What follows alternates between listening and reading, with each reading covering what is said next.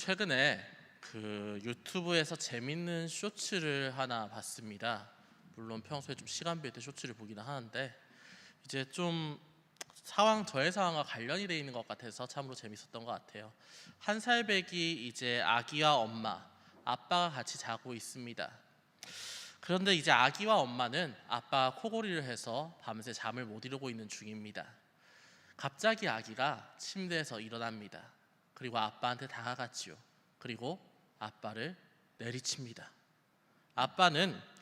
엄마는 킥킥 웃고 아빠는 영문도 모른 채 뺨을 부여잡고 아파하면서 영상이 마무리되었습니다. 그리고 옆에서 같이 영상을 보던 저희 아내가 저에게 이런 이야기를 하더라고요. 나중에 오빠가 당할 일이라고. 경각심이 확 생기는 한마디였습니다. 사실 아기가 때리는 게 어른이 때리는 것보다 아프지는 않을 겁니다. 하지만 그럼에도 불구하고 아빠가 뺨을 부여잡고 아파한 이유는 대처가 안 됐기 때문일 겁니다. 인지되지 않은 상황에서 타격이 가해지면 그것만큼 아픈 게 없으니까요. 그래서 더 아프게 느껴지겠죠. 그리고 이는 우리 삶에도 역시나 마찬가지입니다. 대비되지 않는 사건을 맞이할 때, 갑작스럽게 어떤 나에게 타격을 가하는 큰 사건이 일어났을 때 그것만큼 힘든 것이 없습니다. 그리고 어찌 보면 이는 마가복음 13장을 통해 주님께서 말씀하시는 성전 파괴와 마지막 날 사건에 대한 이야기도 마찬가지로 적용이 됩니다. 왜 그렇습니까? 그때가 언제인지, 성전이 언제 파괴가 되는지, 마지막 날이 언제인지 알 수 없어서 그렇습니다. 한번 지난 시간에 복귀해 봅시다. 마가복음 13장 3절에서 8절이 지난 시간 설교였습니다. 이 설교에서 주님께서 뭐라고 하셨습니까? 주님께서는 성전 파괴 이전, 그러니까 마지막 날 이전에 어떠한 징조가 있다고 말씀을 하셨습니다. 적그리스도가 사람들을 미혹할 것이고 전쟁이 일어나고 자연재해가 있을 것이다. 그런데 그것은 제약의 시작일 뿐이고 정확하게 그것이 있다고 해서 마지막 날이 언제인지는 알 수 없다 알려주셨지요. 그렇기에 우리는 대비되어 있지 않다면, 계속적으로 그 마지막 날이 오지 않는다고 그냥 대비되어 있지 않고 말씀도 안 읽고 기도도 안 하고 우리가 우리 욕심대로 살기만 한다면 마지막 날이 왔을 때는 굉장히 심대한 타격을 입는다는 이야기입니다. 한마디로 주님께서 말씀하시는 것은 대비해라 라는 이야기였다는 거지요. 그리고 이는 오늘 말씀에서도 역시 마찬가지로 이어집니다. 다만 지난 설교와 조금 다른 점은 그 징조가 좀 더 개인적 사적인 징조라는 겁니다. 본문 13장 9절을 우리 함께 읽겠습니다. 13장 9절의 말씀 우리 함께 읽겠습니다. 너희는 스스로 조심하라. 사람들이 너희를 공회에 넘겨주겠고 너희를 회당에서 매질하겠으며 나로 말미암아 너희가 권력자들과 임금들 앞에 서리니 이는 그들에게 증거가 되려 함이라. 아멘. 사실 지난 시간 설교를 들을 때 마지막 날 이전에 징조가 있고 어쩌고저쩌고 이런 얘기를 들을 때에 그래서 어쩌라고 생각하신 분도 있을 겁니다. 적그리스도가 난립하고 전쟁이 일어나고 자연재해가 심해지고 이런 것들을 어떻게 보면 나하고 관련 없는 일 아닌가? 라고 생각할 수 있습니다. 적그리스도는 잘 분별해가지고 걸러내면 되고 전쟁이 일어나는 것은 어쨌든 우리나라는 휴전국이긴 하지만 그래도 치안이 안전하니까 당장 일어날 건 아닌 것 같고 자연재해가 일어나는 것도 나름대로 우리나라는 대처가 잘 되니까 나는 안전하니까 이건 나하고 관계가 없을 것이다 라고 생각을 할 수 있습니다. 그래서 누군가는 이게 왜 현실에서 그리스도인으로서 열심히 살아야 되는 이유지? 왜 말씀 읽어야 되고 왜 기도해야 되고 왜 대비해야 되지? 이거 나하고 상관없는 일인데? 라고 생각할 수도 있습니다. 하지만 오늘 본문은 이 일들이 나하고도 관련 있는 일이라는 걸 다시 한번 상기시켜주고 있습니다. 9절 초반에 이렇게 나와 있지요. 너희는 스스로 조심하라. 조심하라는 말은 5절 말미에 나오는 주의하라와 같은 헬라어 블레페테라는 단어를 썼습니다. 그리고 여기에 마가는 스스로라는 뜻을 가진 헬라어 헤이오투스라는 단어를 같이 붙여서 사용했죠. 쉽게 말해 스스로 조심하라, 스스로에게 경각심을 불러일으키는 말을 했다는 얘기입니다. 징조는 적그리스도, 전쟁, 자연재해 같은 거대한 것들, 나하고 상관없는 것들만 아니라 네 개인적인 일에도 분명히 일어나니까 너는 대비를 해야 된다라고 얘기하고 있는 겁니다. 그렇다면 어떤 일이 일어납니까? 9절 조심하라 바로 다음에 이렇게 나옵니다. 사람들이 너희를 공회에 넘겨주겠고 회당에서 매질할 것이며 나로 말미암아 너희가 권력자들과 임금들 앞에 설 것이다. 요약하면 박해가 일어난다 라는 이야기입니다. 이는 우리가 잘 아는 사도행전에도 잘 나타나 있지요. 스데반의 설교 이후에 유대인들이 화가 나서 그에게 돌을 던졌습니다. 그렇게 박해가 시작되었습니다. 스데반이 순교한 이후에 예루살렘 교회는 항상 복음을 전파하면서도 죽음의 위협을 무릅쓰는 상황을 계속 겪었죠. 초대교회가 항상 그러했습니다.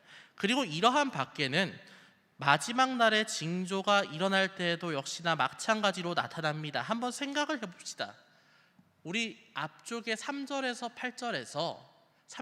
8절에서 경계하라 했던 것들을 한번 생각을 해봅시다.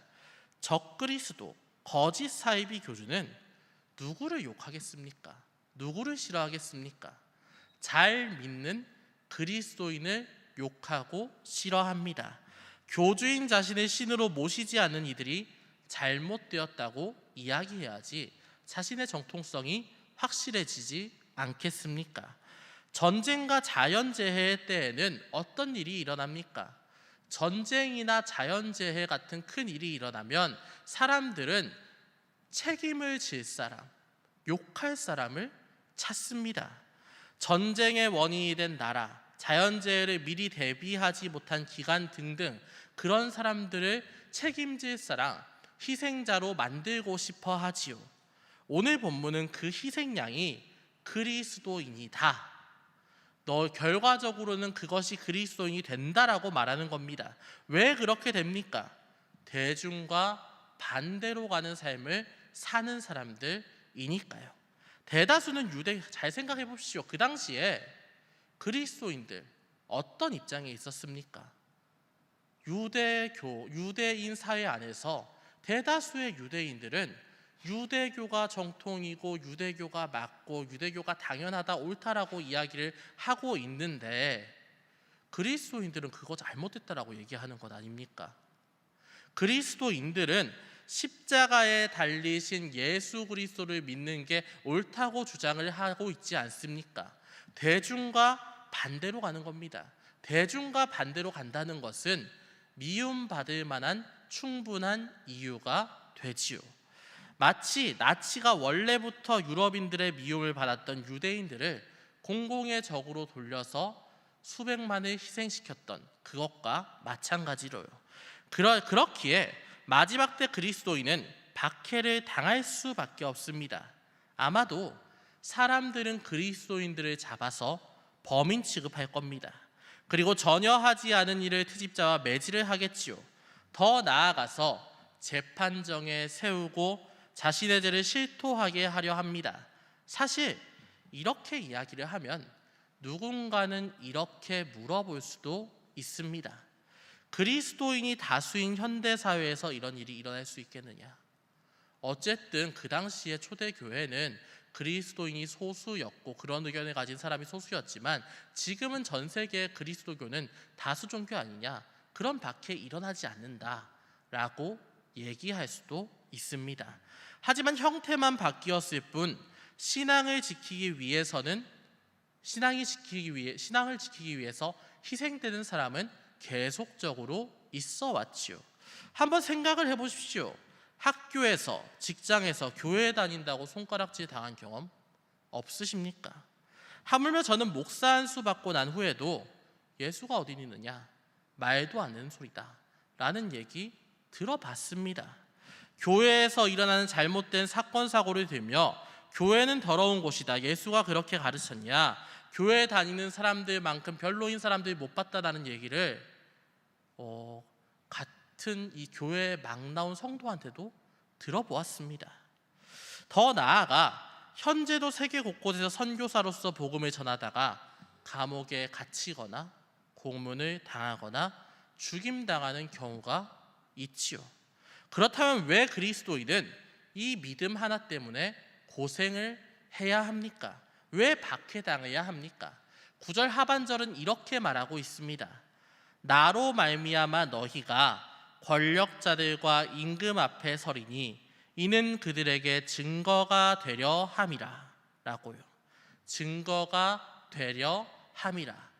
어떤 증거입니까? 누구를 위한 증거입니까? 예수 그리스도를 위한 증거입니다. 눈에 보이지 않는 예수님께서 이 땅에 오시고 우리를 위해서 희생하셨다는 그 사실을 알리기 위한 증거가 바로 우리는 그리스도의 증인이라는 이야기입니다. 그런데 사실 최근 우리의 삶, 최근 나의 삶을 돌아보면 그리스도의 증인이라는 말이 좀 무색해질 때가 많지 않습니까? 왜 그렇습니까? 증인처럼 살지 못해서 그렇습니다. 그리스도인으로서 말씀 읽고 내 자신에게 적용하며 사는 경우는 많습니다. 내가 힘들고 영적으로 힘들고 마음이 복잡하고 삶이 잘 안 풀릴 때 말씀 읽고 그 말씀에 은혜 받고 그것 때문에 좀 약간 살 것 같다라고 얘기하는 경우, 그렇게 개인적인 신앙을 챙기는 경우는 굉장히 많습니다. 하지만 문제는 그 주신 은혜를 우리가 전하지 않는다는 것이지요. 우리는 개인적으로 복음을 활용하고 있기는 하지만 공적으로 복음을 전하는 일은 사실 안 하고 있지 않습니까? 한번 잘 생각을 해보십시오. 우리 한번 노방전도 나간다고 한번 생각을 해보십시오. 요즘 시대에 노방전도 누가 나갑니까? 라고 얘기하지 않습니까? 간다고 얘기하면 그거 효용성 없습니다, 문제됩니다 라고 얘기하지 않습니까? 사실 우리는 복음을 전하는데 굉장히 소극적이고 공적으로 복음을 전하는 것보다는 개인적으로 복음을 사유하는 게 익숙해진 사람들 아닙니까? 그렇게 하면 증인이 아니게 된다라는 이야기입니다. 그래서 본문 10절은 이렇게 이야기를 하고 있습니다. 우리 10절 말씀 한번 같이 읽어보겠습니다. 13장 10절 같이 읽겠습니다. 또 복음이 먼저 만국에 전파되어야 할 것이니라. 아멘. 먼저 복음이 만국에 전파되어야 한다. 마지막 날이 다가오기 전에, 성전이 파괴되기 전에 너희는 박해당하면서 복음을 전파해야 된다. 이게 주님께서 하고 싶은 말씀입니다. 물론 이 당시 제자들에게도 조금은 어이없는 이야기였을지 모릅니다. 물론 성경을 쭉 읽는 우리에게는 너무나 당연한 이야기일지 모르고, 또한 공적 복음을 전해야 한다고 하면 내가 그게 부족했구나라고 생각할 수 있겠지만, 이 당시 제자들 입장에서는 만국에 전파해야 된다라는 이야기는 굉장히 낯선 이야기입니다. 유대인들 입장에서는, 그리고 제자들 입장에서는 유대인이 복음을 전파받고 구원받을 사람들입니다. 이방인들은 아닙니다. 이방인들은 자신들 입장에서는 사람으로 취급하지도 않았습니다. 그냥 동물, 지나가는 개, 소, 말, 양 이런 느낌으로 취급했습니다. 그런데 그런 사람들도 복음을 전파받고 구원받아야 한다? 이거 어색한 얘기일 수 있습니다. 그런데 문제는 이미 예수님께서도 이방인에게 복음을 전한 게 우리 복음서에 있지요. 대표적으로 마가복음 같은 경우에는 귀신 들린 딸을 둔 수로보니게 여인의 이야기가 있습니다. 그리고 그는 헬라인이었고 수로보니게 족속, 확실한 이방인이었습니다.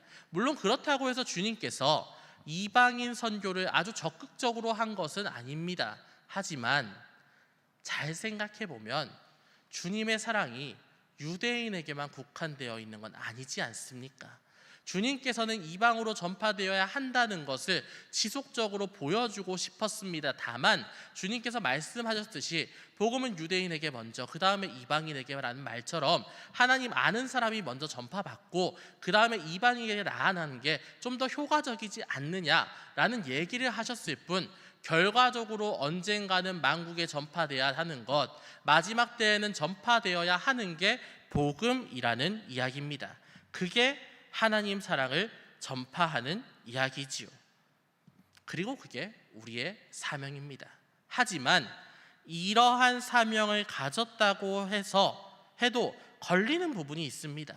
바로 능력적인 부분, 능력입니다.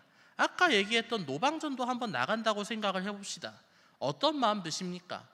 나는 그거 효용성이 있나라는 마음을 배제해둬도 문제가 되는 게 뭐냐면, 나는 거기에 적합한 사람이 아닌데? 라는 생각이 들 수 있습니다. 내가 말한다고 해서 전도가 될 것 같지 않고, 나는 뭐 친화력도 그다지 없는 사람이고 사교성도 딱히 없는 사람인데 내가 나가서 얘기한다고 해서 복음이 전파가 될까? 나보다는 좀 더 이런 걸 잘하는 사람이 하면 좋지 않을까 하면서 회피를 할 수 있습니다. 실제로 모세도 그랬죠. 모세 하나님께 어떻게 했습니까? 하나님께서 모세 지도자로 세운다고 하니까 나는 혀가 뻣뻣하고 둔한 자입니다 라고 얘기하면서 지도자 받기를 한사코 거절하고 회피하지 않았습니까? 그게 사명이라는 걸 알면서도 그럴 수 있다는 이야기입니다. 그래서 주님께서는 11절과 같이 얘기하고 있습니다. 13장 11절의 말씀입니다. 우리 함께 읽어 보겠습니다. 사람들이 너희를 끌어다가 넘겨줄 때에 무슨 말을 할까 미리 염려하지 말고 무엇이든지 그때 너희에게 주시는 그 말을 하라. 말하는 이는 너희가 아니요 성령이시니라. 아멘. 염려하지 마라. 주님께서는 무슨 말을 할지 미리 염려하지 말라고 얘기를 합니다. 왜입니까? 우리가 아까 얘기했던 전도 나가서 또는 공적인 복음을 주장할 때 우리의 입술을 주장하시는 분이 성령님이시기 때문입니다.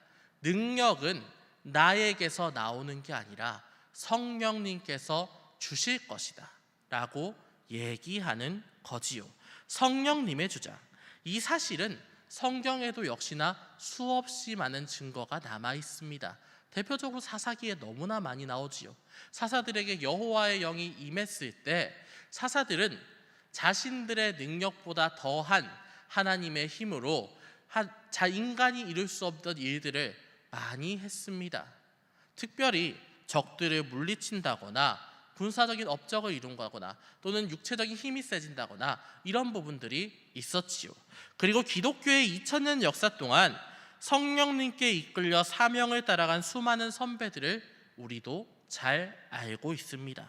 그들은 선교사로서, 순교자로서 또는 성도로서 이름도 빛도 없이 복음을 열심히 전파했습니다. 사명을 따라서 죽음까지 마다하지 않았지요. 인간적으로는 전혀 이득이 안 되는 이 삶을 그들이 활력적으로 이어갔다는 것 자체가 성령님께서 그들을 주장하시지 않고는 안 된다, 그거는 어렵다라는 걸 알 수 있습니다.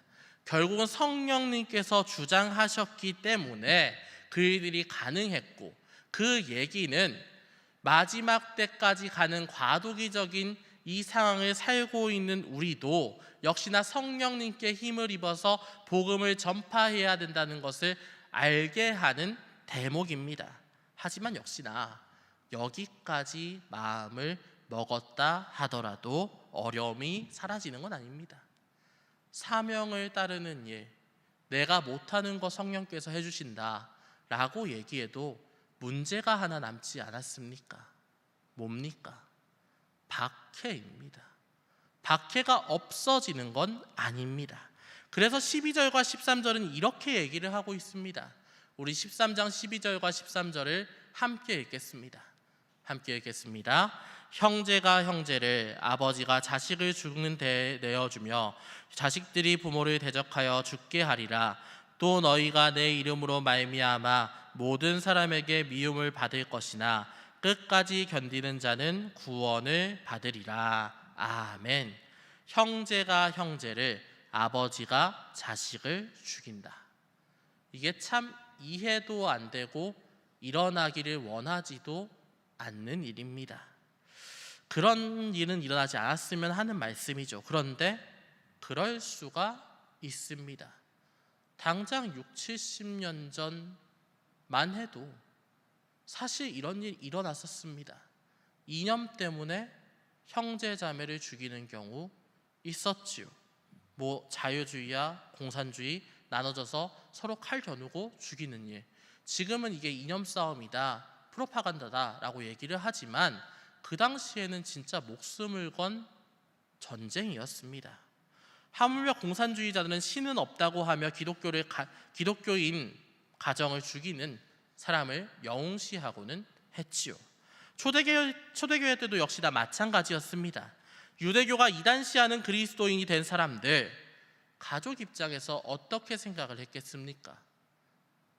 내 자식이 이단이 되었다, 잘못된 길을 따라간다, 권유하겠지요. 돌아서라고 얘기할 겁니다.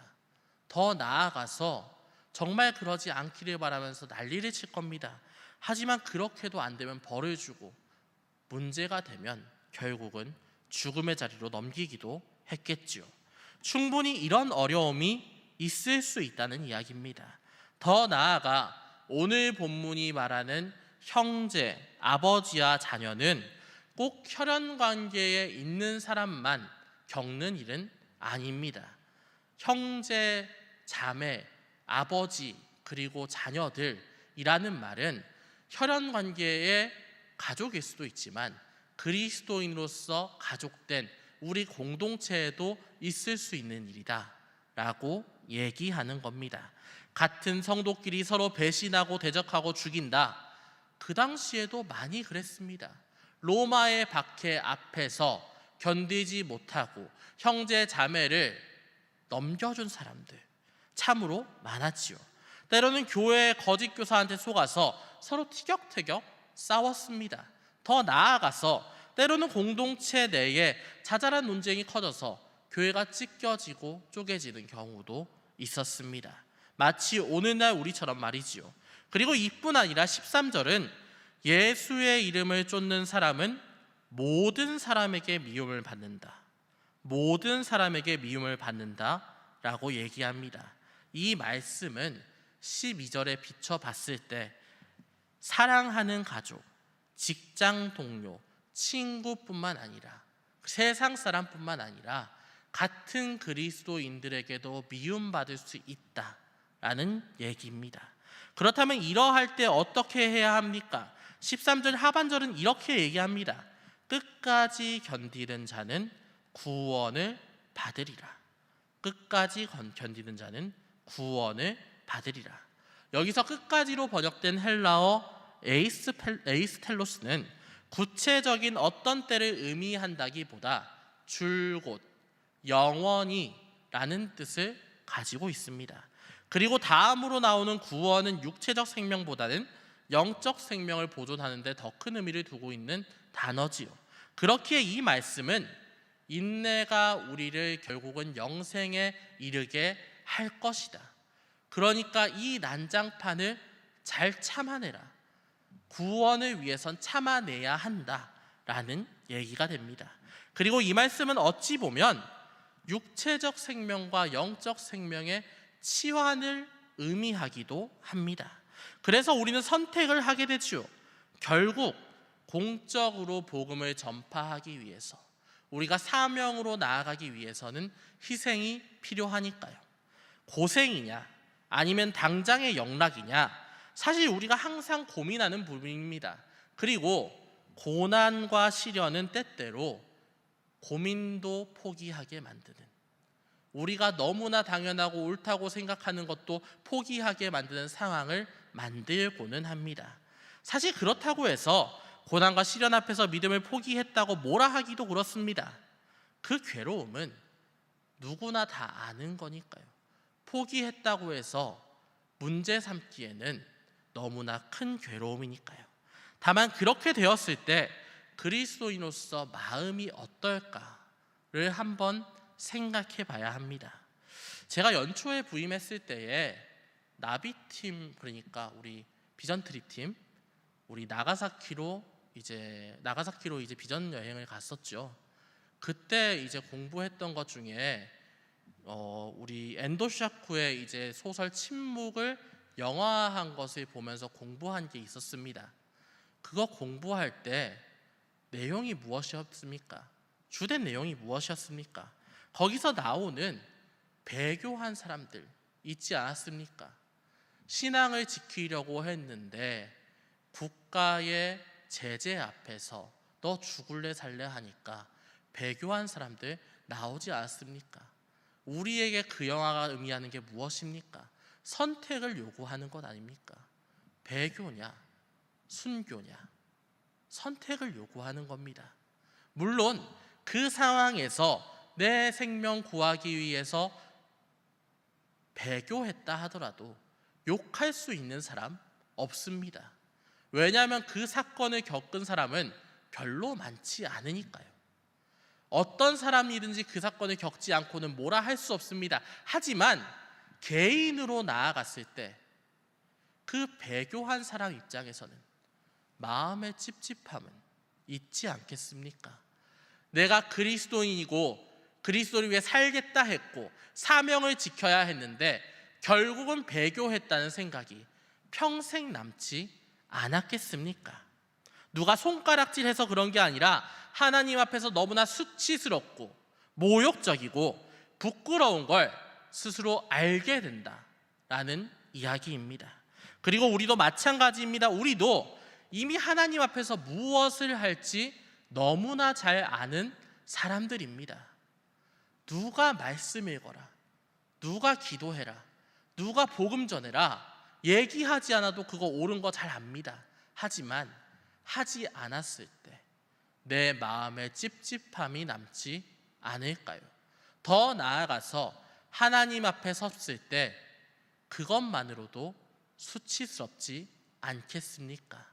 사랑하는 여러분이 찝찝한 삶보다는 깔끔한 삶, 주님 앞에서 그래도 어느 정도 자랑스러운 삶을 사시는 청년부 되시기를 주님의 이름으로 축원합니다.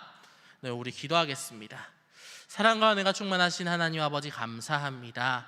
마가복음 13장 9절에서 13절의 말씀을 통해서 우리에게 우리가 나아가야 할 길을 알려주심에 감사합니다. 무겁고 어려운 설교입니다. 또한 받아들이기 쉽지 않습니다. 하나님을 나 개인이 은혜를 받고 회복받고 풀리는 것에는 많이 이용했지만 그 하나님을 위해서 공적으로 복음을 전한다는 것, 내가 희생을 감내해야 한다는 것은 사실 쉽지 않은 선택이라는 것을 우리는 잘 압니다. 하지만 그럼에도 불구하고 오늘 말씀과 같이 사명을 믿고 사명을 따라서 주님과 함께 걸어나가는 우리가 될 수 있기를 원합니다.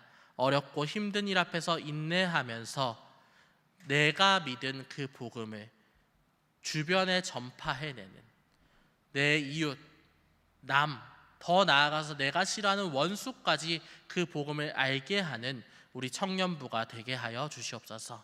그렇게 했을 때 주님 앞에서 찝찝하지 않고 당당하게, 물론 인간이기 때문에 너무나 낮고 천하고 부족하지만 그 부족한 와중에도 주님 앞에서 조금이나마 당당할 수 있는 삶을 사는 우리가 되게 하여 주시옵소서. 그러한 마음을 모두가 먹었음을 믿사오며 또한 그렇게 결단으로 나아갈 것 믿사오며 거룩하신 우리 주 예수 그리스도의 이름으로 기도합니다. 아멘.